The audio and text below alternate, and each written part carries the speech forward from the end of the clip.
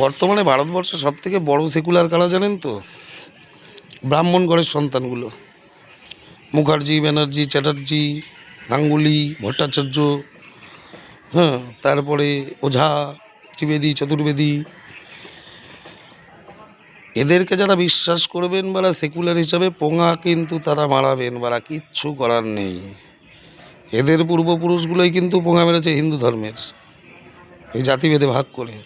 যদি ইতিহাস ঘেঁটে দেখেন তাহলে সমস্ত ব্রাহ্মণ নয়, বর্তমানে যারা সেকুলার তাদের পূর্বপুরুষগুলোই না এই জাতিভেদের সাথে যুক্ত ছিল।